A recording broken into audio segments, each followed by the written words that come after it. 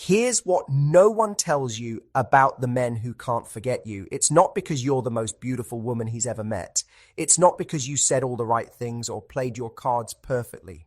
The women men become obsessed with, the ones they think about years later, the ones they compare everyone else to, they all do something most women never even realize they're doing. They press buttons inside his mind that he didn't know existed. Every man carries 4 emotional triggers buried so deep in his psychology that he can't see them himself. And when you activate them, not through games or manipulation, but through understanding, something shifts in him. He starts checking his phone, hoping it's you. He brings you up in conversations with his friends. He finds himself planning his week around the chance to see you. He catches himself staring at nothing, just replaying something you said, trying to figure out why he can't stop thinking about it. And here's the strangest part. He won't understand why. He'll tell himself it doesn't make sense. You might not even be his usual type. You might not fit what he thought he wanted. But once these switches flip inside him, once you've touched something deeper than attraction, he's hooked. You live in the back of his mind, rent-free, and the more he tries to logic his way out of it, the deeper in he gets. Now, before you think this sounds like some kind of trick or mind game, let me be clear. This isn't about pretending to be someone you're not. It's not about playing hard to get or withholding affection to keep him guessing. This is about understanding how men actually fall in love, not how we think they should. Because most relationship advice gets it backwards. It tells you to be more available, more accommodating, more perfect. But the truth is, men don't fall for perfect. They fall for specific. For the woman who makes them feel something they can't put into words, something they've never felt before and can't find anywhere else. And that feeling follows patterns, invisible ones that most people never learn because they're too busy counting hours between texts or wondering if they came on too strong. But when you understand these patterns, when you can see what's actually happening beneath the surface, you stop feeling confused. You stop second guessing yourself. You start to see that attraction isn't random luck. It's rhythm. It's chemistry meeting the right emotional frequency. And the first frequency, the one that makes everything else possible, is what I call the present-absent rhythm. Most women think being present means being available, always responding quickly, always making time, always showing up with a smile and enthusiasm. And those things are nice. But that's not what keeps a man thinking about you. Real presence is something entirely different. It's being completely there when you're with him and completely gone when you're not. Think about it this way. Every man is unconsciously asking 2 questions about you from the very beginning. First question, when she's with me, is she really with me? Or is she half somewhere else, checking her phone, thinking about other things, already planning what comes next? Second question, does she need me or does she want me? Is this moment happening because she has nothing better to do or because she genuinely chose to be here? Most women get one of these right but completely miss the other. Some women are always available. They cancel plans if he's free. They text back immediately. They rearrange their entire life around his schedule. And at first, he might like it. It feels easy, comfortable. But something happens over time. He stops thinking about you when you're not around. Because why would he? You're always going to be there. There's no mystery, no longing, no space for his mind to wander back to you on its own. Your presence becomes background noise. Nice to have, but not exciting, not something he craves. Then there are women on the opposite end. They're busy, independent, always doing something.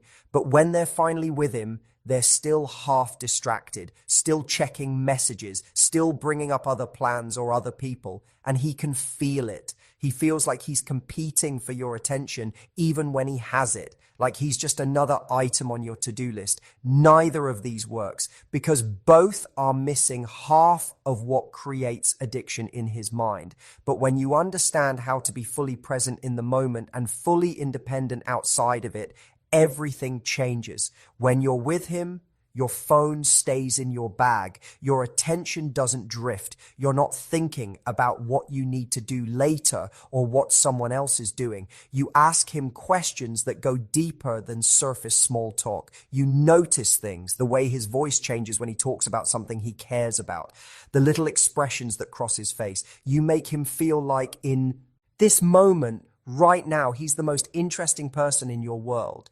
But when you're not together, you're not performing availability. You're not texting him constant updates about your day. You're not checking in every few hours to make sure he's still interested. You have your own life, your own plans, your own world that doesn't need him to make it complete. And he can feel that in your energy. This combination does something powerful to his brain. It creates what psychologists call intermittent reward, but in a natural, authentic way. You're not playing games. You're not calculating how long to wait before texting back. You're simply living a full life and allowing him to be part of it, not the center of it. When you're with him, it's intense, focused, real. When you're not, he feels your absence. Not because you're ignoring him, but because your presence actually meant something. It had weight. It wasn't just filler time. And that gap between your presence and absence, that space where he can't quite reach you, that's where his mind starts working. That's where he starts thinking about you, wondering what you're doing, replaying conversations, looking forward to the next time he gets to be in your orbit. Because here's what most women don't realize. Men don't chase what they already have. They chase what feels valuable. And value isn't created through constant availability. It's created through having something worth being available for. Your own interests, your own friendships, your own purpose. When you're not sitting around waiting for him to text, when you have genuine things filling your time that make you happy, he senses it. And it makes him want to earn his place in your life, not assume it. This is the present-absent rhythm. You're not distant or cold. You're not playing hard to get. You're simply showing up fully when you're there and living fully when you're not. That natural rhythm creates a pulse, a heartbeat in the connection that keeps him coming back. Not because you're unavailable, but because being with you feels different than being with anyone else. It feels like something he doesn't want to lose. And once that feeling starts, once he associates you with that rare combination of total presence and complete independence, you become unforgettable. You're not the girl who's always there. You're the girl he's always thinking about. That's the first button, the one that turns casual interest into constant thought. The second button is what I call emotional recognition. And this one might surprise you because it has nothing to do with how much you love him or how much you do for him. Here's the truth that most women never hear. Men don't stay with the woman who loves them most. They stay with the woman who sees them most clearly. There's a massive difference between caring about someone and actually understanding them. Most women pour energy into showing affection, compliments, support, doing things for him, being there when he needs help, and all of that matters. But none of it creates the deep attachment that makes him feel like he can't lose you. What creates that is when you see past his surface and understand what's actually happening inside him, the things he doesn't say out loud, the burdens he carries quietly, the parts of himself he's not sure anyone notices. Every man walks through life performing confidence even when he's uncertain, performing strength even when he's tired, performing like he has it all figured out even when he's completely lost. And most people buy the performance. They see the mask and think that's who he is. But you, when you have this skill, you see through it. Not in a way that makes him feel exposed or judged, in a way that makes him feel understood. You notice the small things, the way his shoulders tense when someone brings up a certain topic, the shift in his voice when he's stressed but pretending he's fine, the moment his smile doesn't quite reach his eyes. And instead of pushing him to talk about it or demanding he open up, you simply acknowledge what you see. Small comments that show you're paying attention to more than his words. You seem tired today. Long week? Not interrogating, just seeing. That got to you, didn't it? Not judging, just recognizing. These tiny moments of recognition reach men in places nothing else does, because most of us spend our entire lives feeling like we have to translate ourselves, like we have to explain what we're feeling, justify why we're feeling it, defend our internal experience. But when you can look at us and just know without us having to say a word, something inside us relaxes. It's the feeling of being understood without having to work for it, of being seen without having to perform. I'll give you an example. A friend of mine came home after a brutal day. Nothing dramatic, just one of those days where everything felt heavier than it should. He didn't want to talk about it, didn't want to process it out loud. He just wanted to sit in silence until the weight lifted. His girlfriend at the time kept asking what was wrong, kept trying to fix it, kept pushing him to open up and share his feelings. And every question made him shut down more, not because he didn't appreciate her caring, but because it felt like pressure, like he was failing some test by not being emotionally available on command. A few months after that relationship ended, he met someone new. Same scenario happened. Bad day, came home heavy. But this woman did something different. She looked at him for a second, walked over and said, "Rough one? That's it?" Then she sat next to him and just existed there. No pressure, no interrogation, just quiet presence. And after about 10 minutes, he started talking. Not because she demanded it, but because she made it safe to. That moment created a bond that went deeper than any conversation they'd had before, because she understood something most women don't. Men don't open up when you ask them to. They open up when they feel safe to. And safety isn't created through questions. It's created through recognition, through showing him you see what he's not saying and you're not going to punish him for it. This is emotional recognition. It's the ability to read his unspoken language, to understand that when he goes quiet, he's not shutting you out. He's processing. That when he needs space, he's not pulling away from you. He's trying to figure something out. That when he seems distant, it's not always about you. And instead of making his emotional patterns wrong, instead of requiring him to operate the way you do, you meet him where he is. You respect his rhythm. You give him room to be human without having to explain or justify every feeling. When you do this, when you see him clearly and accept what you see, he starts to trust you in a way he doesn't trust most people. You become the person he doesn't have to perform for. The one place he can let the mask slip without it being used against him. And once a man finds that with you, once he realizes you understand him without him having to constantly explain himself, he attaches to you on a level that goes beyond attraction. You become necessary, not in a needy way, in a you offer something I can't find anywhere else way. Because most people in his life will care about him, but you'll be the one who actually gets him. That difference is everything. It transforms surface connection into deep attachment, the kind that doesn't fade when the excitement wears off, the kind that makes him think about you during random moments and realize how rare it is to feel this understood. That's the second button, the one that turns attraction into attachment. The third button is called freedom within commitment.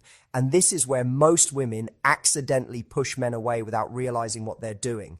Here's what you need to understand. Men don't fear commitment itself. They fear what they think commitment means. They fear it means losing themselves, losing their independence, having to ask permission, being monitored and questioned and made to feel guilty for wanting time alone or time with friends.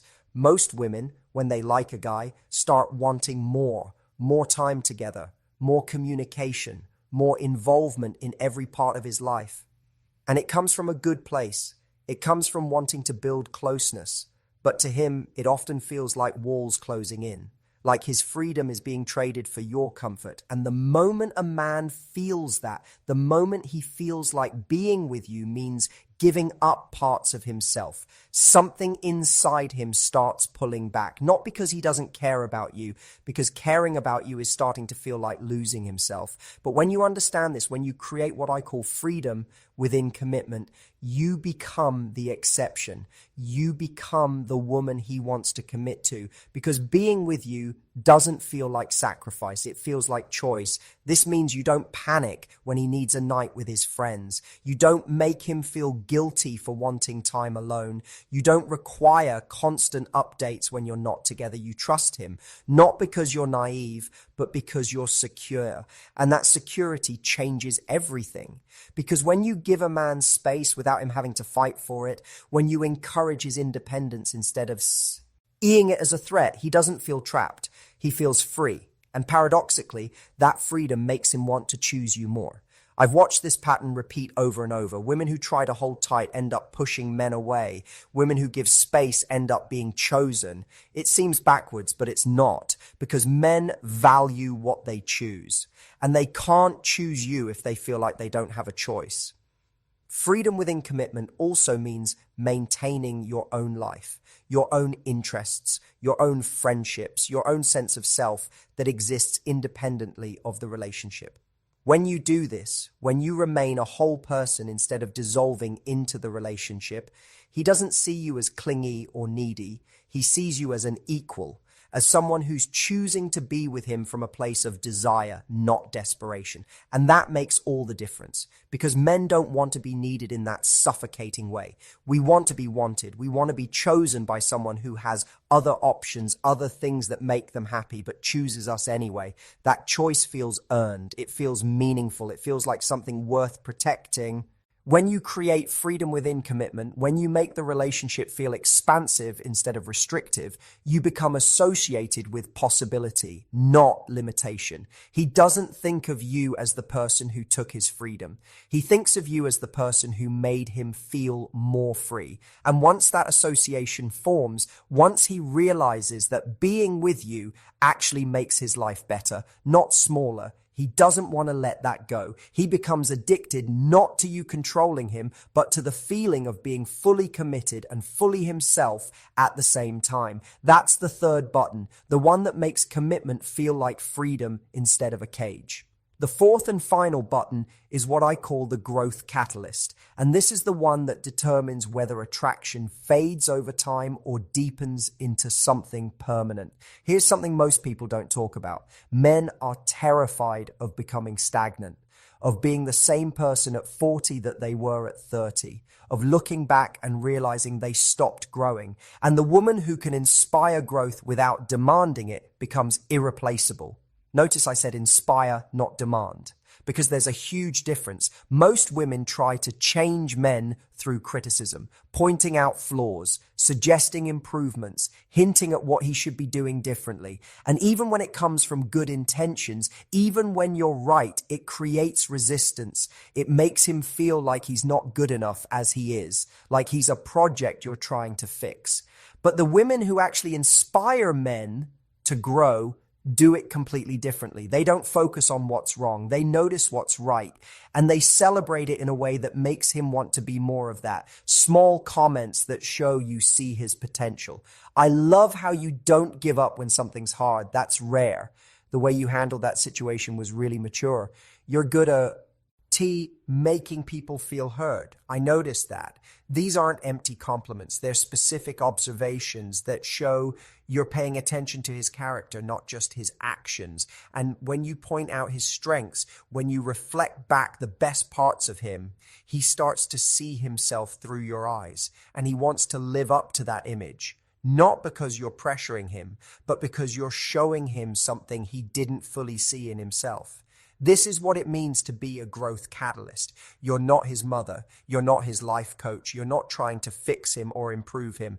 But your presence naturally raises the standard because you're growing yourself. You're reading, you're learning, you're working on your own goals, you're evolving. And that energy is contagious when you're genuinely invested in becoming better, not for him, but for yourself. It creates a natural pull. He starts to think about his own growth, not because you told him to, but because your example makes standing still feel uncomfortable. You make him want to be the kind of man who matches your energy, who meets you at your level, who grows alongside you instead of staying where he is. This doesn't mean you're competing or keeping score. It means you're both committed to not being the same people you were last year, to pushing each other gently toward the best versions of yourselves. And when a man is with a woman who inspires that kind of growth, who makes him feel like he's constantly becoming better just by being around her, he doesn't want to lose that. Because plenty of women will accept him as he is. But you're the one who sees who he's becoming, who believes in his potential even when he doubts it, who reflects back his best self and makes him want to reach for it. That's the final button, the one that creates lasting addiction, not just to who you are now, but to who you both become together. So here's what this all comes down to. These 4 buttons, the present absent rhythm, emotional recognition, freedom within commitment, and the growth catalyst, they're not manipulation tactics. They're not mind games. They're the invisible architecture of deep human connection. They're what separates the women men date from the women men can't forget. And the beautiful thing is, you don't have to fake any of this. You don't have to pretend to be someone you're not. You just have to understand what actually creates attachment and then be brave enough to embody it. Be present when you're there and independent when you're not. See him clearly without demanding he explain himself. Give him freedom within commitment instead of making him feel trapped. Inspire his growth by focusing on your own. When these 4 elements align, when you naturally activate these psychological buttons through authentic awareness, something shifts.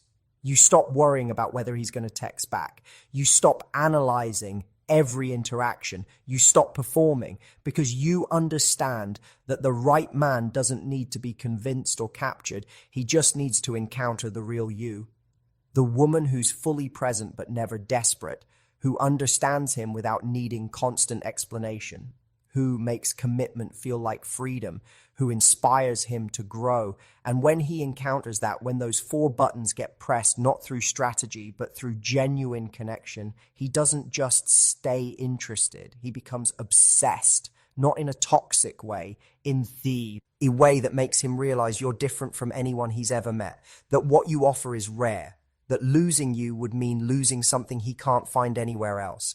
That's not manipulation. That's understanding human psychology and using it to create real, lasting connection. The kind that doesn't fade, the kind that deepens, the kind that makes both of you look back years from now and wonder how you got so lucky to find each other. Because love isn't luck, it's rhythm. It's pressing the right emotional buttons at the right time in the right way. And now you know exactly which buttons those are.